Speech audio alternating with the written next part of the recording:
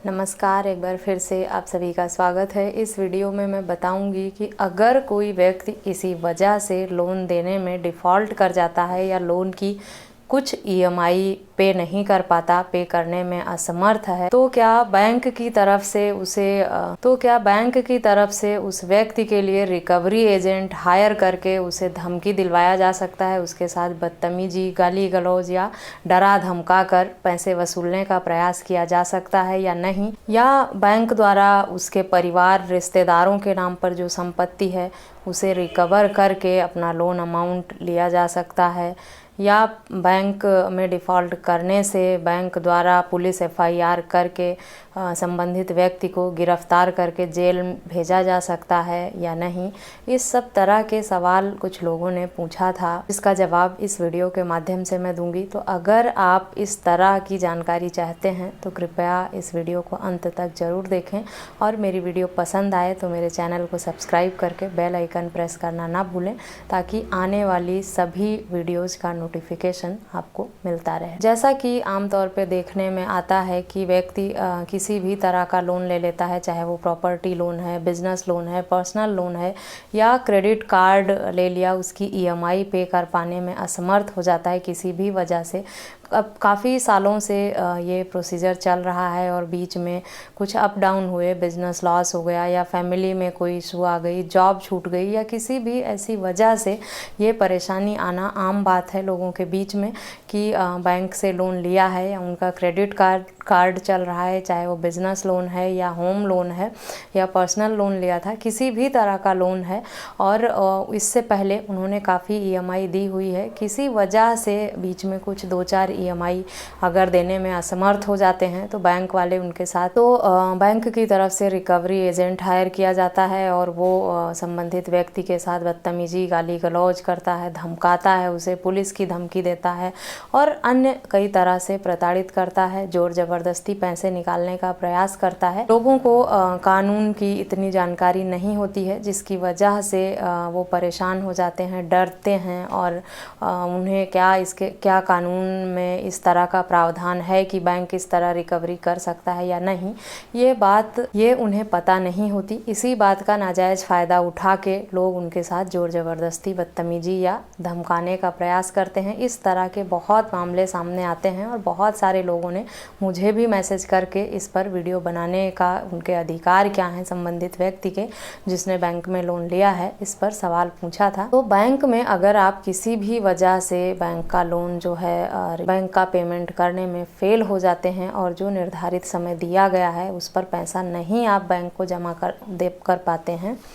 किसी भी वजह से बैंक की किस्त नहीं जा पा रही है, तो बैंक को ये बिल्कुल भी कानूनी रूप से अधिकार नहीं है कि वो पुलिस एफआईआर करेगी आपके खिलाफ़ और आपको जेल हो जाएगी, पुलिस उठा ले जाएगी आपको और आपको जेल में डाल देगी, या आपको सज़ा हो जाएगी, पुलिस एफआईआर होगा आपके ऊपर। ये बात बिल्कुल अपने दिमाग से निकाल दें। लोन किसी भी प्रकार से आपने लिया हो, चाहे वो क्रेडिट कार्ड का है या अन्य कोई भी लोन है, तो इसमें पुलिस एफआईआर का कोई मतलब नहीं होता है। अगर आप किसी भी वजह से, किसी विपरीत परिस्थिति की वजह से आप लोन पेमेंट करने में असमर्थ हो जाते हैं। हाँ, अगर मामला ये चीट या फ्रॉड का होता है कि आप जानबूझकर पेमेंट नहीं दे रहे, या आपने गलत तरीके से गलत डॉक्यूमेंट देकर या किसी तरह से 420 करके लोन लिया था, या आपका इरादा कुछ इस तरह का था, या आप इस तरह कुछ कर चुके हैं, तब आपके खिलाफ़ ज़रूर एफआईआर हो सकती है, पुलिस कंप्लेन हो सकती है। लेकिन वैसे नॉर्मली किसी व्यक्ति के लोन लेने पर और ईएमआई ना पे कर पाने पर, अगर कुछ ईएमआई डिफ़ॉल्ट कर जाता है, व्यक्ति नहीं पे कर पाता, तो उसमें पुलिस एफआईआर का कोई रोल नहीं होता है, और ना बैंक इस तरह का काम करता है। रिकवरी एजेंट के माध्यम से डरा धमका कर पैसे निकलवाना बैंक की तरफ से एक आम बात हो गई है, चाहे वो क्रेडिट कार्ड डिपार्टमेंट हो या लोन डिपार्टमेंट हो। दबाव बनाकर धमकी देकर, डरा धमकाकर पैसे निकालने का प्रयास किया जाता है, जिसमें हो सकता है इस तरह के शब्दों का भी इस्तेमाल किया जाता हो। लेकिन ऐसा कोई अधिकार बैंक के पास है नहीं कि वो FIR कर दें अगर आप लोन EMI पे नहीं कर पाए हैं तो इस बात का डर अपने दिमाग से बिल्कुल भी निकाल दें कि पुलिस FIR अगर आपने EMI पे नहीं की है तो आपके खिलाफ होगी और आपको पुलिस उठा ले जाएगी। दूसरा सवाल ये था लोगों का कि क्या उनके पिता की संपत्ति, जैसे किसी व्यक्ति ने लोन लिया है अगर, या क्रेडिट कार्ड है उसका, तो क्या उसके फादर की, उसके वाइफ की संपत्ति, उसके मदर के नाम पे जो संपत्ति है, या अन्य कोई रिलेटिव भाई बहन हैं उनके नाम पर जो संपत्ति है उसको अटैच कर लेगा क्या बैंक? उसे अधिकार है कि उसके परिवार का या रिश्तेदारों की प्रॉपर्टी को रिकवरी में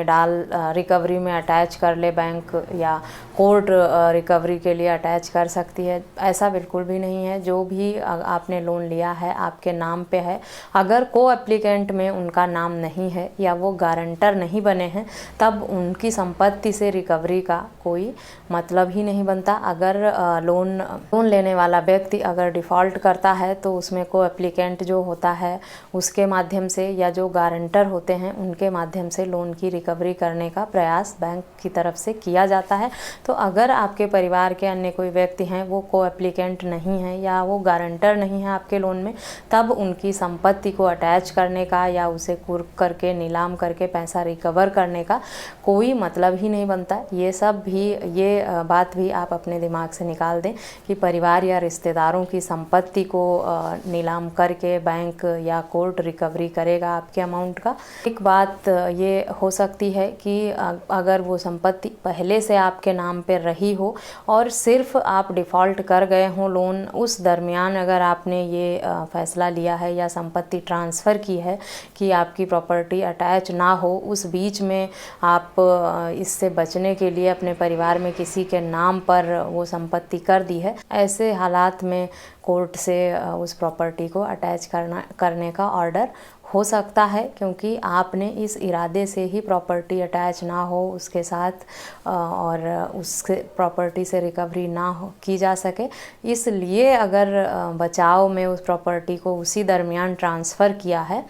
तब रिकवरी एजेंट को भेज के बदतमीजी करने की बात रही तो बैंक को इस तरह का भी कोई लीगल राइट नहीं है कि वो किसी पर मानसिक प्रताड़ना करें, मेंटल प्रेशर बनाएं इतना, या गुंडे भेजें या धमकी दिलवाएं या पैसा वसूलने के लिए बदतमीजी करें या ज़ोर ज़बरदस्ती करें। अगर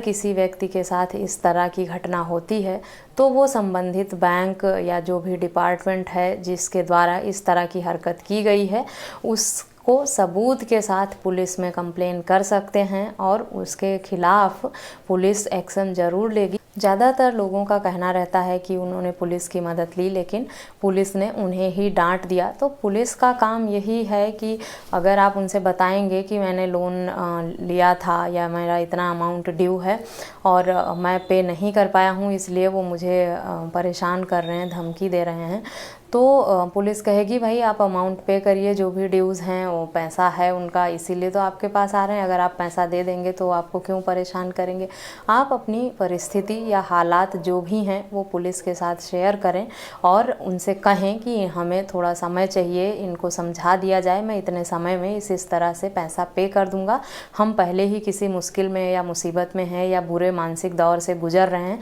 ऐसे हालात में अगर हमारे साथ इस तरह की हरकत की जाएगी तो हमारे लिए बहुत और परिस्थितियां ख़राब हो जाएंगी, हम लोगों का जीना मुश्किल हो जाएगा। जो भी हालात आपके हैं, जो भी परेशानी है, पुलिस के सामने अगर आप साफ साफ कहते हैं उनसे तो पुलिस आपकी मदद ज़रूर करेगी। फिर भी अगर पुलिस मदद नहीं करती है तो आप DSP SSP को भी लिखित कंप्लेन इसकी दे सकते हैं कि आपके साथ इस तरह की बदतमीजी हो रही है और आप इस परिस्थिति से गुजर रहे हैं। RBI की गाइडलाइन के हिसाब से किसी व्यक्ति पर इस तरह का दबाव बनाकर पैसा वसूला नहीं जा सकता। आप इसका हवाला देके एसएसपी और डीएसपी को कंप्लेन लिखित रूप से कर सकते हैं। अगर संबंधित थाना या